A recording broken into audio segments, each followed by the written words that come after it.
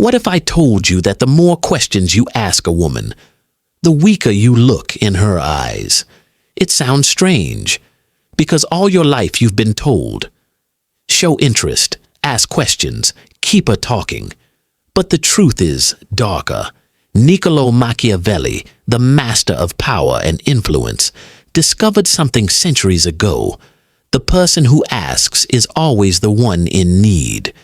And the one in need never holds the power. Why? Calm wins over chasing. Bro, let me tell you something that took me years to learn. You don't win a woman by chasing her, texting her non-stop, or saying all the perfect things. You win her, or stand out from every other guy, by being calm. Not fake calm, not acting like you don't care. I'm talking about real, deep stillness inside you, the kind that says, I'm good with or without you. Most men are so emotional that women can read them like an open book. But when you carry yourself with quiet strength, when you don't flinch, chase, or over-explain, she starts paying attention. That's when you live in her mind without even trying. Today, I'm going to show you how to build that calm. Not just to attract her, but for yourself. Because when you move with peace and confidence, everyone can feel it. Point 1. Stop explaining yourself. Most guys feel the need to explain every action. Sorry I didn't reply sooner. I was busy, not ignoring you. That's not calm. That's insecurity. A calm man lets his actions speak. If she's confused, she can ask. If she assumes, she can deal with it. You're not on trial. The less you explain, the more mysterious you seem. Mystery creates emotion, and emotion creates attraction. Point 2. Don't chase, attract. Chasing says, I need her to feel good about myself. Stillness says, I'm already good. When you stop chasing and stay in your lane, she feels it. Stillness creates gravity. People get pulled toward you without you moving. You didn't get boring. You became unpredictable. And that's when the game flips. Point 3. Interrupt her patterns. Women are used to certain reactions. She pulls away. The guy chases. She tests his patience. He explains. She goes cold. He overcompensates. But when you stay calm, you break the pattern. She gives short replies. You give her space. She says something rude. You just smile. That silence hits harder than any argument. A calm man makes her question herself, not him. When you give attention too quickly, it loses value. Human beings are wired to treasure what they must work for. If a woman feels she doesn't need to earn your curiosity, your interest becomes cheap.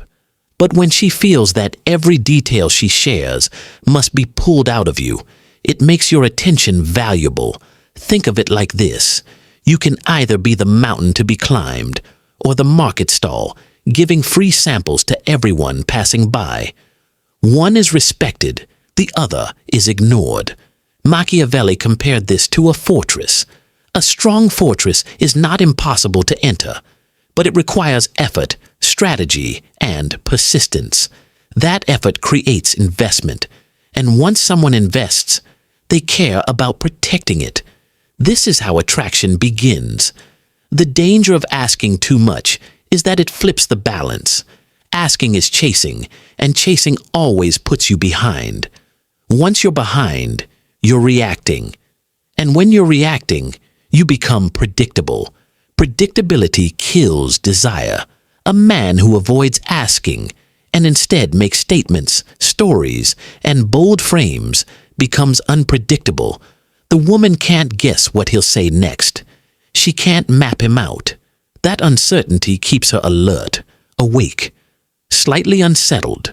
These are the exact conditions where attraction grows. Another secret is selective revelation.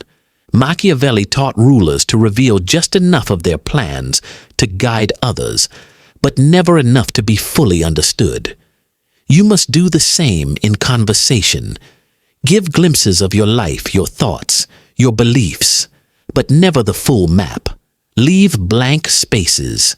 Those blank spaces will pull her imagination toward you. The mistake most men make is revealing too much, too soon. They unload their entire story in one evening, and in doing so, they kill the mystery that could have kept her coming back. So what do you say, if not questions? You shift from extraction to offering. Instead of demanding information, you share thoughts, insights, and observations. You speak from your own world. For example, instead of, "Where are you from?" say, "You look like someone who enjoys big cities more than small towns." Instead of, "What do you do for fun?" say, "I get the feeling you get bored easily." These statements challenge her, make her react, and force her to engage. She can confirm or deny, but in either case, she is responding to you. This is how you lead the interaction without seeming to control it. And here lies the beauty of the method. She feels free to choose what to reveal, but in reality, you've set the frame, the pace, and the tone. She is walking inside the path you created. This is the Machiavellian essence. Power that doesn't show itself loudly, yet cannot be denied. Here is where most men fail. They believe that if a woman is talking, they're winning. But if she's talking only because you're pulling words out of her, then she's not investing. True investment happens when she chooses to step forward, when she begins to seek your reaction, your perspective, your validation. At that point, you hold the power to decide what to give and what to withhold. That is leadership in conversation. And this is where mystery becomes essential. Mystery is not a trick. It's the natural outcome of self-respect. If you resist the urge to reveal everything too quickly, you create tension. And tension is the seed of desire. Machiavelli's princes never revealed all their intentions in one move. They allowed others to wonder, to anticipate, to question. You must do the same. Become a man whose depths cannot be measured in a single evening. Let her walk away wondering, what does he really think? What does he really feel? What will he say next? This tension is not cruelty. It is architecture, the architecture of desire. And something magical happens. When you stop asking questions, you stop performing. You stop chasing topics. Stop forcing humor. Stop pretending to be interested in things you don't care about. Instead, you anchor yourself in the moment. You speak when you mean it. You let silence work for you. And slowly, she finds herself opening up, talking about her childhood, her dreams, her fears. And you've asked almost nothing. Why does it work? Because true connection is not built from interrogation. It's built from presence, from the feeling that you are listening, not to impress, not to prove yourself, but simply because you are there. That's when conversation stops being an exchange of words and becomes a current that pulls her toward you without effort. Every conversation is a silent battle for control. One person leads, the other follows. And the one who leads is not always the one who speaks the most. It is the one who defines the frame. Most men lose before they even begin. They step into her frame. They ask questions, follow her rhythm, adjust to her mood. In doing so, they surrender control. They become the visitor in her world instead of the ruler of their own. But here's the hidden law Machiavelli understood. The one who sets the frame sets reality. If your frame is that you are evaluating her, not auditioning for her, then everything you say will carry quiet authority. The ego's biggest trap is the need to be liked. It whispers, if I ask, she'll feel special. If I dig deeper, she'll see I care. But Machiavelli would warn, the need to be liked is the leash that tames lions. The moment she senses you're working for her approval, she will test you, and the more you bend, the more respect you lose. The man who resists this trap, who does not audition, stands apart. He may not always be instantly liked, but he is instantly respected, and respect is the soil where desire grows wild. Another paradox appears here. The less you reveal, the more valuable each detail becomes. Machiavelli's diplomats often spoke in fragments and hints, not to deceive, but to create hunger for the next meeting. In attraction, it works the same way. If you answer everything plainly, you close the story. If you answer in a way that opens new doors, you give her a reason to come back. And then there is the role of challenge. Humans value what they must strive for. If you give your attention freely, it means little. But if she has to earn it, it becomes precious. Once she invests energy in winning your attention, she will want to protect that investment. This is how attraction deepens. The modern illusion is that relationships are built on smooth talk, endless similarities, and shared interests. But what actually ignites attraction is tension, the mix of curiosity and uncertainty, the feeling of not knowing exactly where you stand. Questions erase that tension. They say, "I'm already yours. Please just open up." And in doing so, you rob her of the pleasure of pursuit.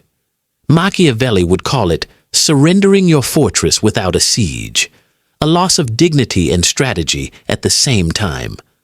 Leadership in conversation is not about speaking constantly. Sometimes it's about speaking last. The man who pauses, who lets silence stretch, who doesn't rush to fill every gap, sets the tempo. And when he does, she begins to adjust to him. She starts to work harder to be seen, to impress, to earn a reaction. But here's a warning. This isn't about being cold or distant. Detachment without warmth is arrogance, and arrogance closes doors. The true Machiavellian balance is presence without submission. You are engaged in the moment, but you don't need anything from her. This is the paradox. The freer you are from needing her to speak, the more she will want to speak to you. Another layer to this is perception. In power, perception often matters more than truth. A ruler doesn't have to be the strongest. He just has to appear unshakable. In social dynamics, it's the same. Appearing self-assured is more important than finding the perfect words.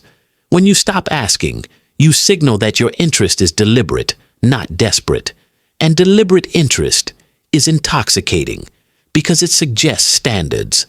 If she feels your attention must be earned, she will try harder to earn it. This approach also protects you from manipulation. Questions let her control what image she shows. She chooses what to reveal. But when you make statements, you take back control. You interpret. She can agree, disagree, or laugh, but she cannot fully script your perception. That forces a more authentic exchange. Machiavelli taught that real power doesn't come from force. It comes from shaping the environment. In conversation, your environment is built with tone, pacing, and the courage to hold silence. If your words are rare but heavy, if your pauses are confident, you create a pull she cannot explain. Why does this work so powerfully today? Because most people live in constant noise. They are surrounded by chatter, endless scrolling, meaningless words. When you refuse to add to that noise, when your presence gives peace, clarity, and intrigue, you become unforgettable. She won't remember every word, but she will remember how she felt. And that feeling will pull her back to you. A common fear is, but without questions, won't the conversation die? The answer is no, unless you have nothing of your own to share. A man who leads without asking must draw from his own well, his beliefs, experiences, insights. He doesn't rely on her to entertain him. He invites her into his world. This is the ultimate shift. From chasing to attracting. From seeking to being sought. Machiavelli would call it the art of being needed without needing.